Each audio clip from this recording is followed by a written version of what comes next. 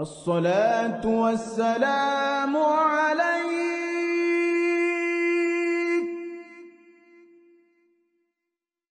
يا إمام المجاهدين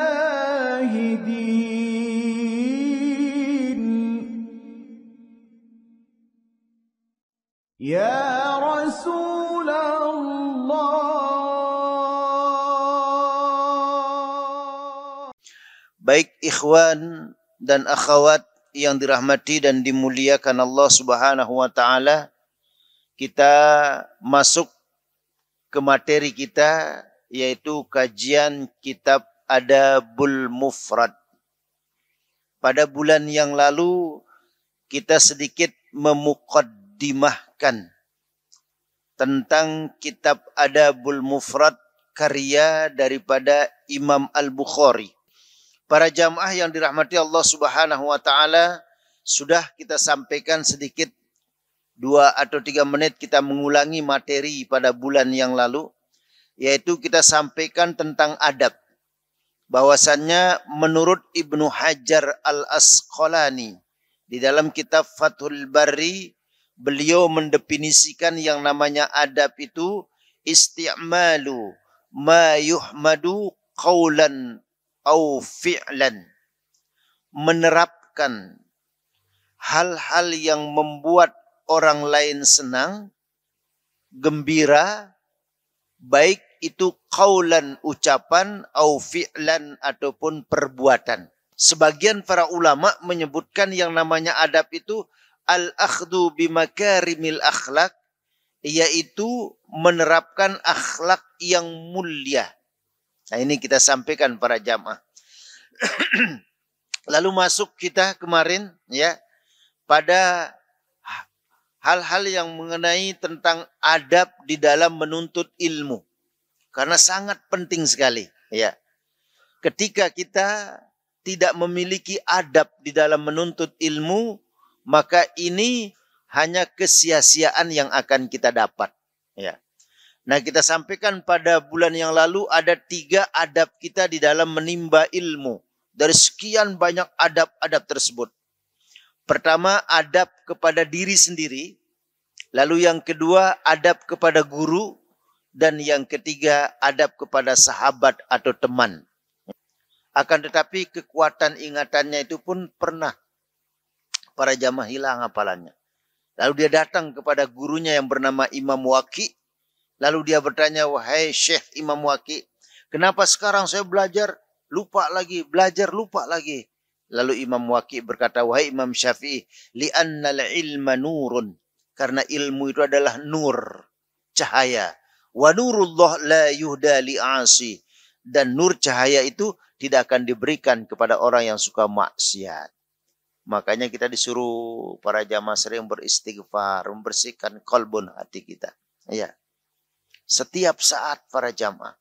Ya. Dan sangat dianjurkan kita istighfar. Nah, jauhi maksiat itu adab kepada diri sendiri. Lalu yang kedua adalah adab kepada guru. Adab kepada guru diantaranya kita singkat kemarin itu, yaitu dengan mendengarkan, menyimak apa yang disampaikan.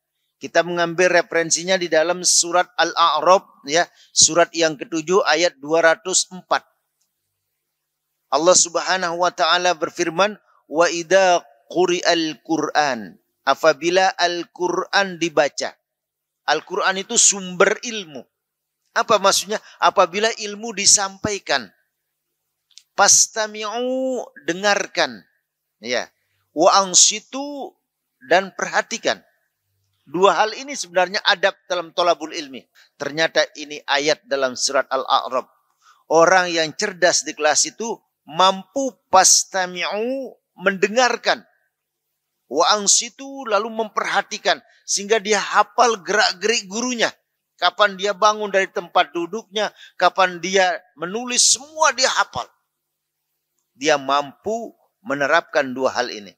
Kenapa? Karena ketika orang itu menuntut ilmu, dia mendengarkan, memperhatikan, la'allakum turhamun, Allah akan berikan rahmat. Apa maksudnya rahmat di sini? Diberikan mudah dalam paham pelajaran, mudah di dalam menuntut ilmu. Nah lalu yang terakhir para jamaah, adab kepada teman. Apa adab kepada teman? Yaitu mencari, memilih teman yang baik. Karena disebutkan teman yang baik itu mana? Khairul ashabi mayyadulluka alal khair. Teman yang baik adalah yang selalu menunjukimu, mengajakmu kepada yang khair, yang baik. Ya. Nah ini para jamaah kita sampaikan, maka kita masuk pada hadis yang pertama. Ya, di dalam kitab Adabul Mufrad karya daripada Imam Al-Bukhari. Nah, beliau pertama menyebutkan mengambil ayat di dalam surat Al-Ankabut di mana Allah Subhanahu wa taala berfirman, "Wa wassaynal insana biwalidayhi husna." Ya. Dan Allah Subhanahu wa taala mewasiatkan kepada manusia untuk selalu husna, berbuat baik kepada kedua orang tua. Ya. Berarti yang pertama ini berbicara tentang adab kepada kedua orang tua. Banyak ayat-ayat Al-Quran yang berbicara tentang adab. Di antaranya juga kita temukan di dalam surat Al-Isra. Ya. Surat yang ke-17 ayat 23. Surat 17 ayat 23 Allah berfirman, wa qada rabbuka alla ta'budu illa iyyahu wa bil walidaini ihsana dan kepada walidain, kedua orang tua, ihsan, berbuat ihsan. Di dalam bahasa Arab ada khair, baik, ada ihsan para jamaah. Kalau khair itu membalas kebaikan seimbang. Ada orang berbuat baik sekali kepada kita. Kita balas sekali, itu namanya khair. Tapi kalau Al-Quran menggunakan ketika berbakti kepada orang tua, selalu menggunakan wabil walidaini ihsana. Ihsan itu apa? Membalas dengan lebih dari kebaikan yang diberikan kepada kita. Nah itu yang dituntut kita di dalam Al-Quran. Kepada orang tua, kebaikan-kebaikan orang tua itu hendaknya diihsan, dibalas dengan balasan yang berlipat-lipat. Sa'altun Nabi sallallahu alaihi wasallam, ya. Kata sahabat bertanya kepada Rasulullah sallallahu alaihi wasallam, ayyul amali ahabbu ilallahi azza wa jalla. Sahabat bertanya, ya Rasulullah, ayyul amal, amalan apa ya Rasulullah yang ahabbu, yang sangat dicintai? Amalan apa yang paling dicintai oleh Allah Azza wa Jalla? Ini pertanyaan para sahabat ya. Qala Rasulullah sallallahu alaihi wasallam menjawab, as-salatu ala waqtiha. Salat yang dikerjakan pada waktunya. Jadi pada waktunya, ya. Misalnya kalau sholat zuhur itu jam 12. Masuk waktu asar misalnya jam 3.15 misalnya. Ada orang yang sholat zuhurnya jam 1. Ada orang sholat zuhurnya jam 2. Ya ini dalilnya. Tapi ada satu hadis lagi para jamaah menyebutkan Rasulullah pernah ditanya, ya Rasulullah, ayyul amali afdol. Amalan apa yang paling afdol ya Rasulullah? Rasulullah menjawab, as-salatu ala awwali waqtiha. Salat yang kamu kerjakan di awal waktu. Jadi ada dua hadis para jamaah ini. Bagaimana kita menerapkannya dalam kehidupan ini? Satu sisi Rasulullah menyebutkan amalan yang paling afdol salat di awal waktu. Di dalam kitab Adabul Mufrad ini Imam Bukhari mengutip hadis juga bahwasannya amalan yang dicintai oleh Allah salat pada waktunya.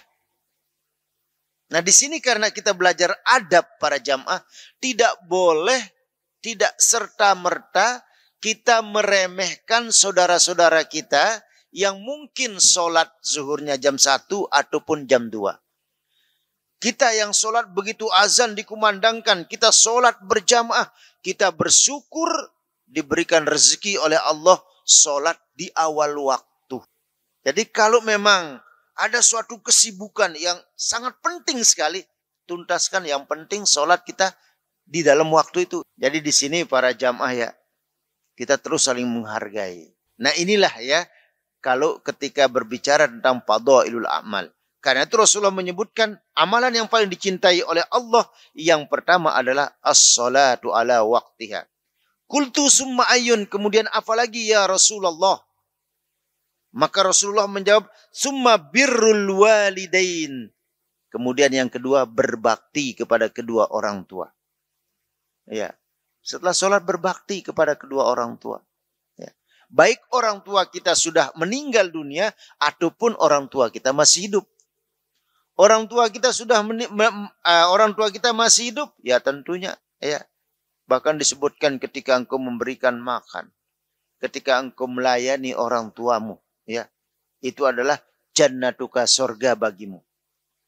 Kalau orang tua kita sudah meninggal dunia, mendoakan mereka.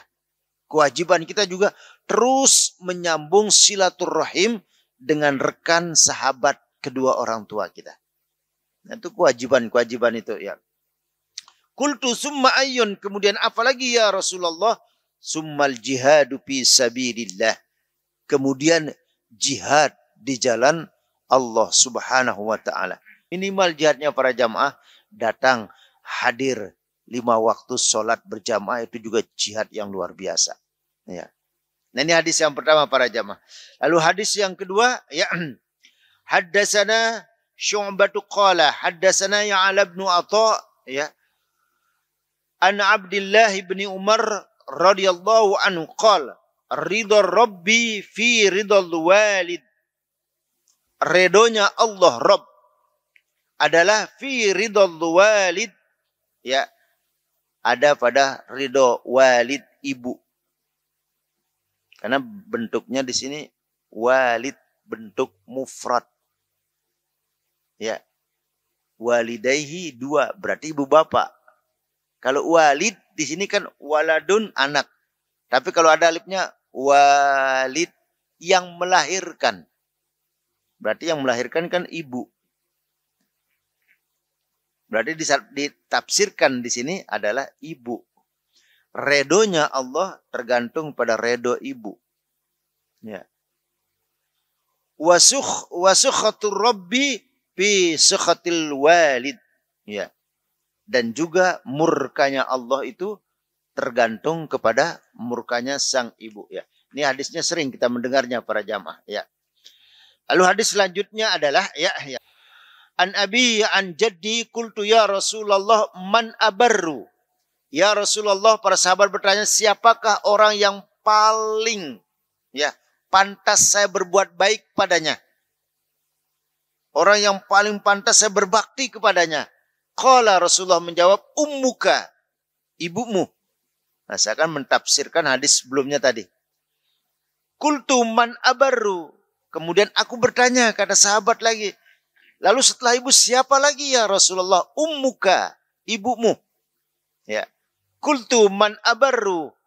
Lalu siapa lagi ya Rasulullah? Qala ummaka, ibumu. Qultu man abarru. Lalu siapa lagi ya Rasulullah? Qala abaka, bapakmu. Summal aqrab pal aqrab. Lalu orang yang paling dekat dan yang paling dekat. Apa maksudnya hadis ini para jamaah? Ibu, ibumu, bapakmu, dan orang yang paling dekat. Siapa orang yang paling dekat para jamaah dengan ibu dan bapak kita? Tentu putra dan putrinya. Nah, satu hadis yang ketiga para jamaah ya. An Ibni Abbasin annahu atahu rajulun faqala. Dari Ibnu Abbas. Atahu rajulun, telah datang seseorang. Nah, di sini disebutkan seseorang pernah datang kepada Rasulullah. Faqala, dia berkata, "Inni khatabtu imra'atan." Saya telah mengkhitbah, melamar imra'atan, seorang wanita. Jadi khitbah. Nah, di sini seorang laki-laki, saya melamar seorang wanita. Pak Abad antangkihani. Lalu wanita itu menolak saya katanya. Berarti dia ngadu ini. Ya. Kisahnya seorang laki-laki ngadu. Ya Rasulullah, saya datang melamar seorang perempuan. Tapi perempuan itu menolak saya. Wa khatabaha gairi. Ya. Lalu datang gairi, seorang laki-laki melamar dia. Fahabbat antangkihahu. Laki-laki itu perempuan itu menerima lamaran laki-laki itu. Ada saya melamar seorang wanita, lamaran saya ditolak, khitbah saya ditolak. Terus tiba-tiba datang ya seorang laki-laki melamar wanita itu. Nah, laki-laki yang kedua ini datang diterima. Ya. Fagirtu alaiha. Kata laki-laki yang datang ini, lalu saya cemburu. Marah saya, kenapa? Karena lamaran saya ditolak. Khitbah saya ditolak. Sementara khitbahnya laki-laki yang kedua ini diterima. Saya cemburu, saya marah. Faqataltuha. Lalu saya bunuh perempuan itu. Berarti karena faktor cinta itu para jamaah. Kalau sekarang kita ngelihat seorang laki-laki membunuh wanita karena cintanya ditolak. Nggak perlu kita merasa aneh. Ya, itu di zaman Nabi sudah terjadi. Jadi ini kisahnya. Ini kisahnya ya. Jadi di zaman Nabi ada seorang laki-laki ngelamar perempuan, lamarannya ditolak, dia marah, perempuan itu dibunuh. Nah, di sini saya bunuh perempuan itu, ya. Fahali min taubatin, apa saya bisa bertaubat? Gara-gara cemburu, ya, wanita itu saya bunuh, apa saya bisa bertaubat? Ya. Qala ummuka hayyatun. Nabi bertanya, ummuka hayyatun, apa ibumu masih hidup? Katanya. Qala la. Laki-laki ini menjawab, enggak, ibu saya sudah wafat. Oh, kalau sudah wafat, tub ilallah azza wa jalla. Maka segera kamu bertaubat kepada Allah. Ya. Dengan taubatan nasuha. Ya. Benar-benar segera bertaubat kepada Allah dengan taubatan nasuha. Di mana taubatan nasuha itu kan taubat yang sesungguhnya. Yang pertama di antara syaratnya berhenti total dari maksiat itu. Berjanji tidak mengulanginya lagi. Menyesal. Nah, menyesal ini para jamaah, ya. Ini salah satu ciri atau tanda syarat daripada taubat kamu kepada Allah. Dan dekatkan dirimu kepada Allah sesuai dengan kemampuanmu. Cepat dekatkan diri kepada Allah. Lalu saya pergi. Saya tanya Ibnu Abbas. Ya. Sa'altu Ibnu Abbas. Saya bertanya kepada Ibnu Abbas. Lima sa'altahu an hayati ummi. Kenapa sih ketika saya ngadu kok ditanya ibumu masih hidup? Apa hubungannya ibu saya masih hidup dengan saya membunuh wanita itu? Ya. Faqala Ibnu Abbas menjawab. Inni la a'lamu amalan aqraba ilallah azza wa jalla min birril walidati. Kata Ibnu Abbas, tidak ada amalan yang saya tahu yang paling cepat mendekatkan diri kepada Allah kecuali hanya berbakti kepada kedua orang tua. Nanti makanya babnya ini masih bab berbakti kepada kedua orang tua.